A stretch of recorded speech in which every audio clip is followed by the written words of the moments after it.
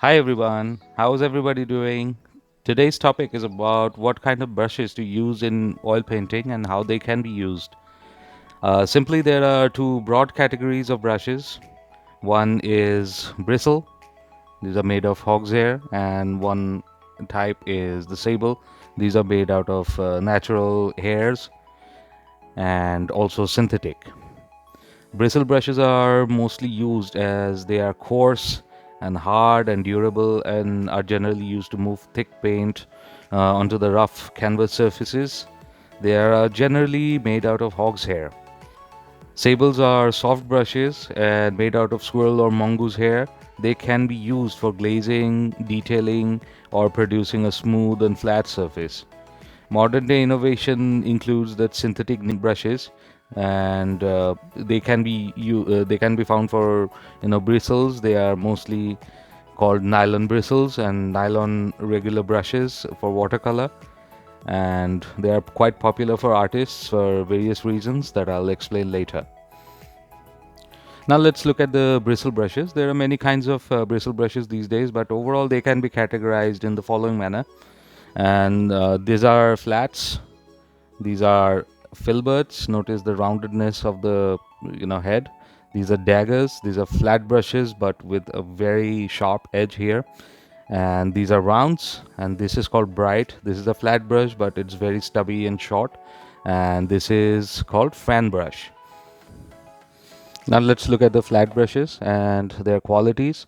And these are the most common of all the brushes. And if you go to any art store for oil painting brushes and ask them for brushes, the store will give you flat brushes. Now flats have a square edge, as you can see here, and at the top, and are quite useful. There are many kinds of flats in terms of thickness, thick and broad, and tapered at the edge but thick inside. Broad wash brushes, extra long brushes, flat chisel brushes, various types. Now flat brushes can specifically used for the following purposes, that is pull an edge. And if you load up your brush and if your brush is flat, you would like to pull an edge. This is a flat edge and this is how you do it.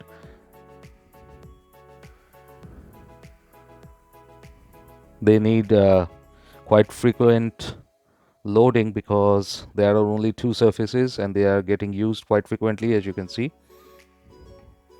So this is like pulling an edge and creating broken colored effects, for instance like this. It's best when the color is minimum, and also creating very blocky shapes like this. Now let's look at the filbert brushes, and filberts are also flat brushes, but hairs at the top are arranged in such a manner that they produced a softer rounded edge, and this separates filberts from the flats, make them more versatile. And good filberts are capable of creating a complete painting on their own due to their innovative shape. There can be situations where filberts can be used for scrubby purposes, for instance like this, and this is quite okay to use filberts like this, but also covering grounds just like any other flat brush. Initial stages where you need to cover the canvas, and also the modifying the paint structure or modeling. And these brushes are quite capable, as you can see that you know you need to you know create some sort of a shape, and these brushes can be useful for any kinds of shape, even the square ones. You can see that all of these marks that are made by the flats are possible with filberts as well, despite their rounded tip. And also blending the edges, and filberts are probably the best for that. You can see there is a transition created out of that. I'm going to create another one here. So this is how the colors are blended. Very useful if you need a blended area, then filberts are the thing. And also the broken color effect, we can already see something happening there. These are also called scumbling. Very useful. And all the things that a flat brush is capable of, Filberts are more capable, but due to their innovative rounded shape, they can do more. And also this is a very small filbert brush, but this is a nylon one, synthetic resin, and these are good for detailing, very sharp lines, stuff like that. So you can see that with a range of filbert brushes you can do a whole painting. There's nothing stopping you there. Anything is possible with filberts. Now let's look at the daggers, and I found them as probably the most versatile, just like the filberts, and assortment of these and also the filberts would be ideal for any kind of painting as well as plein air, and they reduce the complexity of painting to some degree because this can be used like a flat brush. You just need to modify the angle of your hand to create the marks, and also they can be used for blending and stuff like that. So let's look at how these brushes work. Basic ground covering again, with big daggers you can cover areas pretty quickly, just like the flats and the filberts. All of these are flat brushes, mind you, so you can cover areas quickly. And blending edges, for instance, we can blend the edges here very quickly. I use daggers for this purpose quite often. That's a blended area. And also broken color effect, since this is a flat, this can do that quite often. Even scumbled strokes. Modeling, these brushes are very versatile. They can be used for shape creation to perfection, like rocks and stuff. This is a white color, obviously it won't. You can see how many types of marks are possible with this kind of a brush. And also the sharp linear marks, this is quite a thick brush, but you can use the thin brushes as well. But you can see how thin the marks can be made with a dagger brush. So I presume that with daggers you can create a complete painting, and even that is also true with the filberts. And let me tell you one thing, that brushes do not matter the most. Good quality brushes do, but if you see the brushes of the masters, brushes of the old masters, Soraya, Constable, their brushes are still there. I don't know if the brushes of the Renaissance masters are still there, but if you see them, they are quite inferior compared to what we have today. So brushes do not produce great masterpieces. Actually, it's about knowing how to use your brushes will make a good painting. Now these are the round brushes, and round brushes are almost all the time used in my paintings. And since they have this innovative shapes, any kind of painting can be done by the rounds. Just you have to understand when to use them and how. Thick round brushes can be used for patchy broken color strokes, so that the underneath surface of the colors can create a color harmony. These brushes can hold more paint than any flats because of the rounded shape. So many sides to this. They help in retaining the color, and very useful in paint applications. And smaller round brushes can be used in the following manner. Impressionistic grip. This is the impressionistic grip. That's something I observed. Dabbing strokes that impressionists used. This brush is amazing for this kind of application. And also filbert like marks. These are rounded marks, but you can see that it's behaving like a flat brush. Then very thick impasto strokes. These brushes are quite capable of this thing. And also fine detail work, since they are round, they are known for, this is quite a thick brush. Might as well need a very thin brush. For instance, I have one here. This is comparatively thinner one. You can see it can create detailed marks. Linear. If you add a little bit of medium, they can create quite thin marks. You can see all of these brushes are quite capable of doing any of these. And also I use, these round brushes for, patchy color effects like this. These brushes are best for these because, there are some areas that may lose it and other areas may hold the more paint, and they create very interesting effect, a fluffiness that is not found in any of these, brushes. So this is quite unique to these brushes. And let's look at the brights. These brights are very short stubby brushes, and they can be used for, very limited things. For instance, dabbing strokes, very thick paint marks, like so. Now let's look at the fan brushes, and fan brushes are quite limited considering their shape. But if you modify these brushes, then they can be one of your best friends, because various types of marks can be made out of these brushes. So let's look at this one. This is a modified fan brush. I modified this quite a while back. It is almost 3 years old, and I flattened the top and shortened the size of the brush. And if I use paints like this can be quite useful in painting tree like or leaf like structures, especially the top highlights. You can see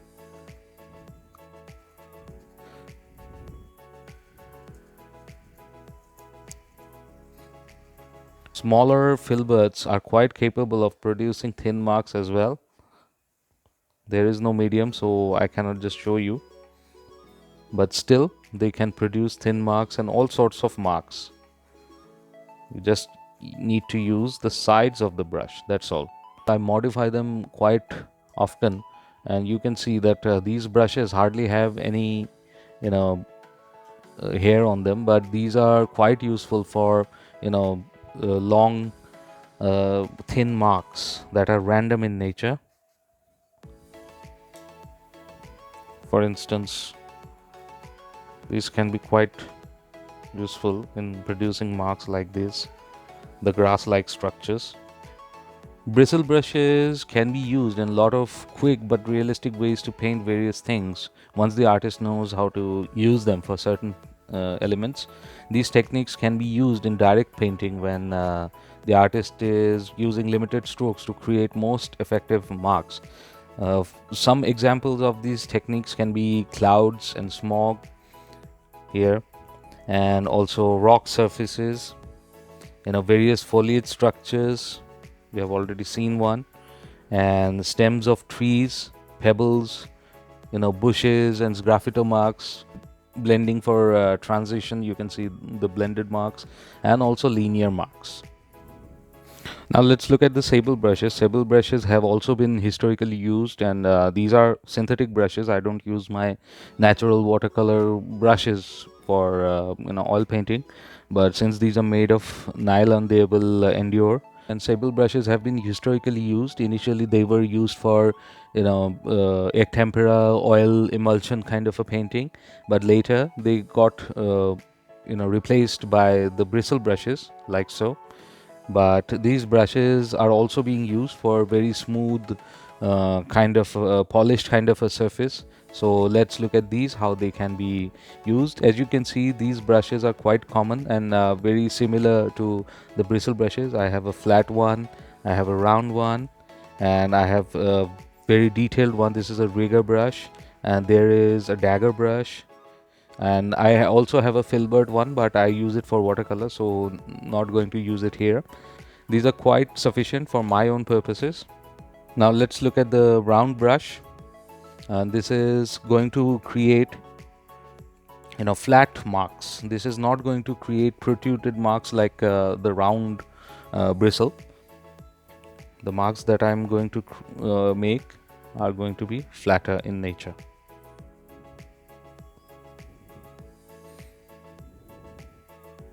No matter how thick the paint is, you won't be able to create a very thick impasto in this. So this is going to be a very flat one. These are good for, flat areas like walls, if you want to use them for that purpose, or maybe steel surfaces. Now let's look at the flat brush. It's very similar in application. Here you can pull an edge like this or make blocky marks, but the marks are very smooth and flat, and if you blend them they are going to create flat marks.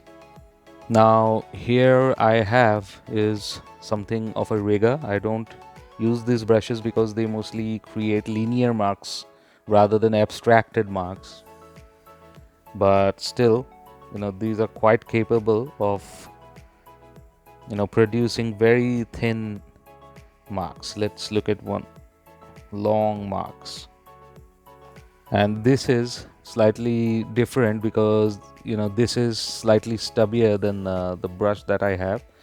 So let's look at this one as well. This is quite useful for detailed marks. You can see they can also be used for some highlights like so. Let's observe the differences between the bristle brushes and synthetic brushes. Now synthetic brushes are generally they do not produce any kind of abstraction, whereas the stray hairs, if you see the bristle brushes quite closely, you will be able to see that these brushes have a lot of stray edges, so they create abstracted marks like these, whereas these brushes that are synthetic in nature produce very straight, smooth, consistent lines that I feel are not that natural. But sometimes artists use synthetic brushes to create very smooth kind of a painting, and those are also very nice and beautiful. Now, oil painting brushes can be found in all sizes and small handles to extra long handles. In most cases, the handles are about a feet long or slightly less than a feet, so that the artist can see the painting from a distance. For example, this is a very small brush, but look at how long the handle is. Some of the extra long ones I have seen in photos in Soroya's paint brushes, but are less common. And small and extra small handles are also good for small plein air paintings like this. This is a very small brush. I have a small 5x7 panel box, and these are stored there, so these can be used for very small paintings. And detail brushes are generally made out of Sable, so they are small and they are not meant for oil painting. For example, brushes like this or like this, these are actually watercolor brushes, but are used in oil paintings. So if you like this video, then please click the like button and also subscribe for future videos, and remember to click the bell icon so that you get notified when a new video has been uploaded. And remember to check out my website www.kaustavamfineart for paintings. And if you have any queries, then kindly let me know in the comment section below. I'll try my best to answer them. And thanks for your time, and take care.